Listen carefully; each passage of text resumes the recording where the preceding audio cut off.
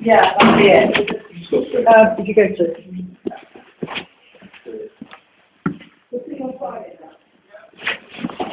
Right, so you see, thank you. Sorry, it's a bit late, but we've had... It's alright, I turned up late deliberately. Right. You've come to see me about a parking fine. Well, it's not mine actually, it's Mr. Norman Ravel. Yeah. But I was actually using the automobile at the time. Alright, so you're responsible for driving involved and where you parked it then?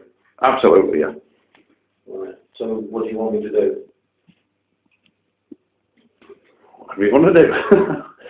What? Have you come to pay the fine or have you... No, I'm not paying it, no. You're not paying it? Absolutely not, no. Can you tell me why you're not paying it? Yeah, because statutes don't apply to me. That's a new one, I've never heard that one. Can you tell me why statutes don't apply to you? Because they can only be given the force of law with my consent, and I don't consent. Right, okay. Right, what we'll do then, we're not going to go any further with this. You will That's receive... rather unfair, isn't it? No. You're not here to hear me out, no? No. I'll tell you why, because you've already told me that you have your own rule on the law. I have one. You've already told me you're not going to pay. Well, can you explain the law to me, please? Yeah, the law says that you're not allowed to park on a yellow line and in an area where it says keep clear. The law says that? Mm-hmm. What law? If you need to find out... No, I'm asking you, sir. I mean, you should know the rules. You can find it out in relation to that. I'm not going to spend hours trying to explain it all to you. You said you won't pay it. I've asked you to pay it. You said you're not. I'll ask you again. Do you wish to pay this fine or not? Well, I wish to substantiate the fact first. Right, the facts are, we're parked on a yellow line with a vehicle that you just told me. Automobile. With a vehicle. Automobile, is that? Okay, that's your word, but that's mine's a vehicle. Okay? Whilst parked on a yellow line and keep clear of zone. I was delivering to the door right there. If they take a photograph of the dash, you'll find a copy of that on it, which states quite clearly that I left on display that I was delivering. I only went up one floor, so they've obviously turned up, written the ticket and scarpered. I left it clearly marked. As soon as I dropped the carpet in the gaff, I was going to back it further down the estate. The carpet was 16'9" by 4 metres. How long you down there? I just got there. Not what? Time to take my toolbox up, say hello to the lady, see what room needed doing, and then to take the carpet up. And that's exactly why I left that in full sight. It was a case of to be absolutely going up one flight of stairs, and to be absolutely honest, that is of absolutely no use whatsoever being left in the screen. To us, that's just an invoice that somebody is left in the screen. It's not an invoice, it's a work. Well, whatever it might be, it certainly isn't something that says I arrived at and I'm working at. That means absolutely nothing to our guys whatsoever.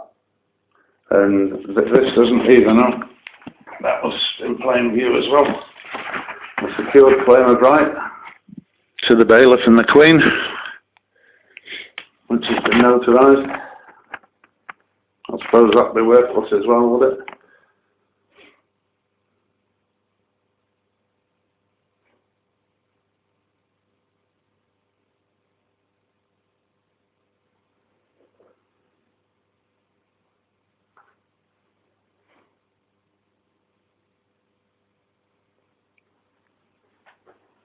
You make a photocopy of that? Yeah, I will, yeah. I'll give you that back. Okay.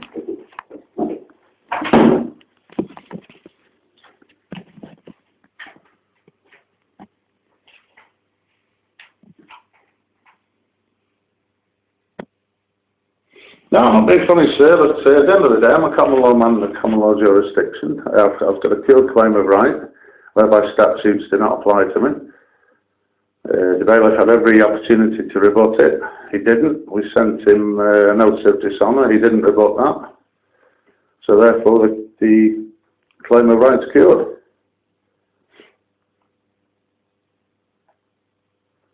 not going to reply to anything until my colleague's back in the room. That's okay, it's fair enough.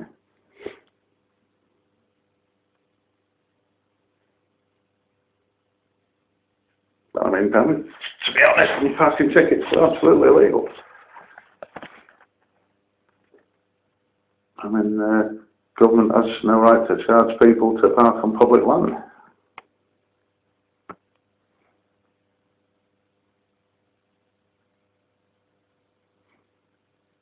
Who is Mr. Norman Rebel? That's a friend of mine who owns the van. Well, he doesn't own it. State of Jersey own it, but it's registered in his name.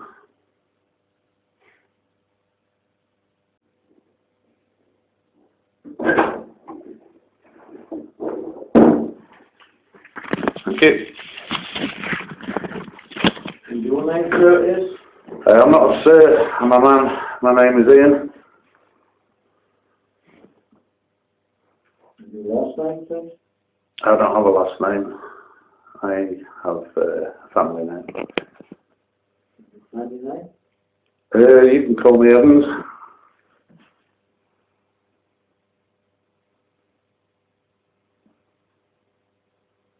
By that means your name, as I believe it, is Ian E. Evans, is that correct? Is that what you're telling me? My common law name is Ian Evans. Thank you very much. And your date of birth, Mr. Evans? I don't know, sir. You don't have? I don't know. And I understand if I give you false information, I'm not committing an offence. You are indeed, which is arrestable. Right. So obviously I can't give you my date of birth because I don't know when I was born.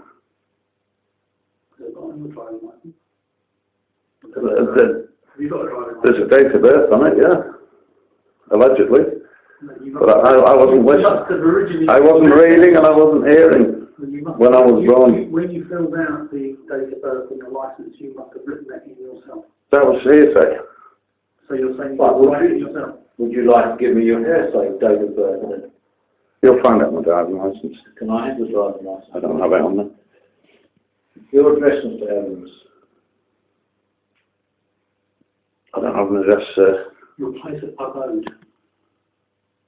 You mean where do I live? Yeah. Everywhere I go. So are you refusing to give me an address with which you... Addresses are for corporations, sir. Is what? Addresses are for corporations. If you study out to law, you'll see that. Addresses aren't for men and women, common law men and women. So refusing... I can't furnish you with something I don't have, sir. I'm not refusing. I just cannot furnish you with something I don't have. And I live everywhere I go. Am I obliged to have an address? You're obliged to give me your name, date and address, yes. I am, yeah. Could you tell me what law that is, sir, please? Yeah, we can go and get that. Yeah, so we'll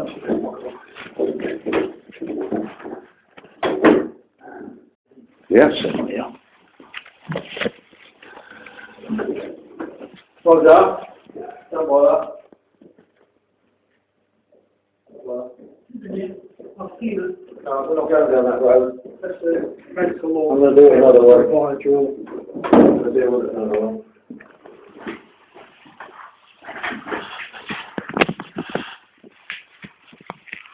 Number 7. I'm not Mr. Sir. My name is Ian. Nothing more, nothing less. I'll address you as Mr. Well, I sound Right, like that called Mr. By politeness, so I'll address you as that. It'd be a lot more polite if you just call me Ian, please. What I'm going to do is I'm not going to deal with you on the basis that you are not the registered owner of the vehicle. Mr. Norman Rebel is the registered keeper of the vehicle, and as such, he is responsible for any issues that arise from that vehicle. So on the basis of that, what I'm going to say to you is, you can pass the message on to Mr. Rebel, that if the fine is not paid by the due date, a summons will be issued to Mr. Revel when we will be taking it to court if non-payment of the fine has been paid. If you so wish not to pay it, then the summons will be issued. If Mr. Revel decides to pay it, then obviously a summons won't be issued. Okay? So I'm not prepared to deal with you, as you're not the registered keeper of the vehicle. Well, that's not what you said when I came in. Well, You agreed that I could stand not for the anymore. Not anymore. Not So anymore. you've gone back on your word. No, what I've done is I've assessed the situation. Assessed? Right. Yeah. Okay. And as far as I'm concerned, because you're throwing all sorts of different things at me and not wanting to give me your full name, although you have now given it to me, you're refusing to give me an address. Come in. Can I just have a quick word? I'm not lost. I can't give you full address because I'm not a corporation. Then fine. So on that Personally, the basis, corporations, I'm not. Mr. Evans, on that basis, this inquiry is now ceased and we will be dealing with Mr. Revel. Thank you for coming. From now on. Yeah. Good night. Okay. I'll send you the bills for my time. You can try. Well, it's in my fee schedule. £2,500 an hour. I'll send you a bill for the time. Gentlemen, good evening.